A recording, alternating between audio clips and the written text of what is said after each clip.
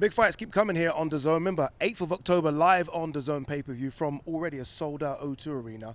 Chris Eubank Jr. versus Conor Benn, a fight that none of us really expected, but a fight that already is starting to capture the public's imagination in the UK.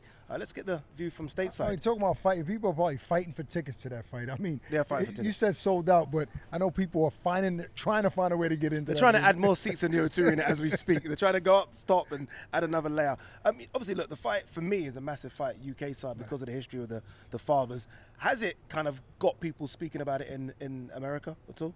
Well, I mean, for me, Sergio, I don't know. If you're a fight fan here, you obviously know Rivalry from the parents, right? So by default, these kids are arch nemesis. They can't, there's no way around it. And not only is it because of they actually don't like each other. The two guys been wanting to fight since the amateurs, and the hate is real. I mean, you did a face-off with those guys. You can talk about, like, the energy in the room when those two guys are next to each other. So it's starting to trickle over here.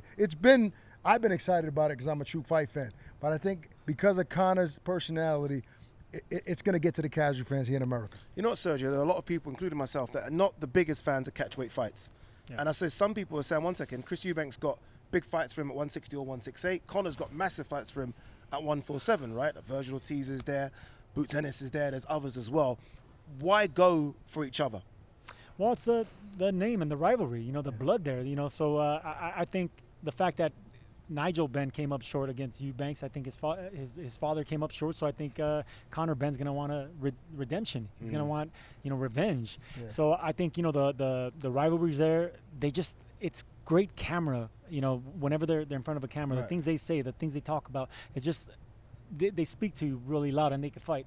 Both these guys could punch. And considering the fact that Eubank Jr. is coming from a bigger weight class down, I think he's going to carry power. Now, is he going to be dehydrated? That's the question. Yeah, but Sergio, I asked you about Conor. I think what makes this fight even more interesting is the fact that he's a welterweight. He's moving up practically 2 weight classes. Yeah. So there's that big risk factor that people are saying to themselves, wow, imagine him going up and doing what he's saying he's going to do, knock Eubank out. The win would be that much bigger. If he does do that, and look, Conor thinks he can do that. You speak to Conor and he thinks he can go and knock him out. You know, Chris Eubank Jr. is not Algieri, he's not Granados, he's not Vargas. But if he does do that, does he go that down to 147 then? Do you maybe go 154? I believe it'll be similar to when Kell Brook attempted greatness against Golovkin. You know, he was fighting a pretty smart fight, intelligent fight, but he was just too small. Too small. So we're gonna find out if Ben's too small. Is that how you see it playing out?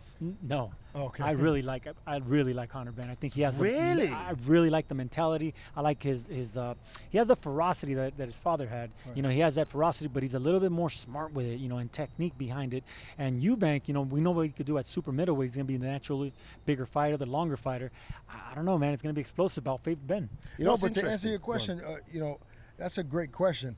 We all know that, you know, Errol Spence and Terence Crawford is the fight. It's a big fight at welterweight. So there's room. Those guys are older. They're in their 30s. I mean, if Conor comes back down to 47, you got guys like Virgil Ortiz, Boots Ennis. You still got the Thurmans of the world. There are a lot of big fights at 147. So if he can make the weight easily, I think it'll just make him a bigger welterweight, right? A bigger name in the welterweight division. Even though if he would beat Eubank at that weight, he'd still be a bigger star. I would say go back down to 147 and campaign in that weight class. I agree. Look, Crawford and Spence, how that fight might play out, they're going to go anyway. Yeah. They'll potentially go to 154 pounds. Conor could be the biggest star in terms of ticket seller in the welterweight division if he stays there. Interesting you mentioned the rehydration clause. Obviously, this is at a catch weight of 157 pounds, a weight that Eubank Jr. has never made, and then he can't rehydrate past 168. Speak to us as someone that come in at middleweight and you're able to rehydrate to whatever you want. Someone being stuck at the 168 mark, how bad is that for Eubank? It's very bad, especially the taller fighter, because, you know, Eubank Jr. is going to have the height and the reach advantage, so they could fill out that weight without having to look soft. So it's going to impact Eubank, that rematch, I mean, the hydration clause. And for Conor Benn, that's a smart thing to do. A lot of smart fighters with leverage, Mayweather used to do that and put that clause. Canelo put that clause with Chavez Jr., I believe. Very smart, but you can only do it when you have pull, and Benn has pull. Yeah, the only sad thing about that, Addy, is that the excuse factor is built in already. It's built in already. So that's the thing about catch weights. Yeah. And I hate that, and it's built in. And look, I was at the press conference, and Eubank said it. He said it at the face-off as well, that there's only going to be 60% of me. But he also said, I only need to be 60% to beat you. Yeah, but that's still giving an excuse in advance. Yeah. You know, and he You should signed, know that. you signed on the look, dotted line. Look, you know, Sergio could attest to this. In boxing, I mean, one of the most taboo things in the world is excuse. Right. And after a fight. Beforehand, it's even worse because you're anticipating, if I don't win, this is why. What if Chris doesn't win? I mean, look, for Conor, I don't want to say it's a win-win. It's never a win-win for a boxer. But if Conor doesn't win, it's okay. Well, you tried. You went up to, 2 weight classes above. You can come back down to your natural weight class. If Chris gets slept by Conor, well, we have that excuse fact I just mentioned. I was dehydrated. I couldn't make weight. I couldn't hydrate to my normal hydration. And you know how dangerous it is to be in a ring dehydrated.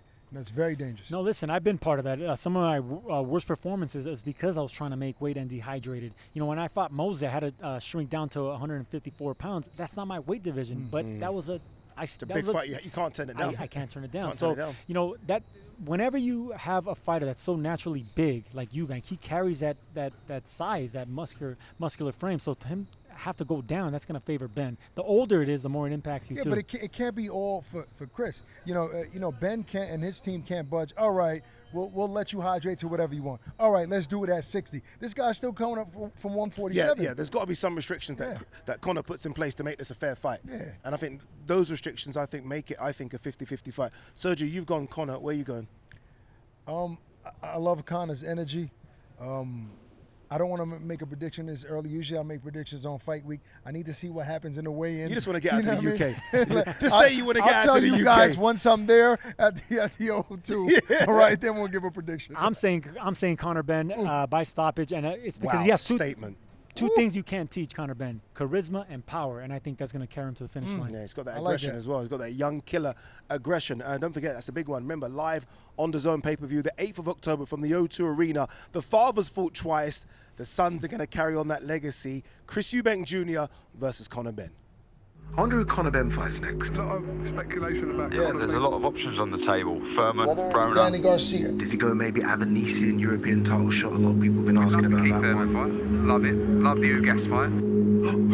What Conor Benn does have is options. Who's next for Conor Benn? Who next for Conor Benn? I am my dad's son, for the good and the bad. Biggest rivalry in British boxing history. If I'm waiting, for as long as I'm waiting, it's big. Big fight.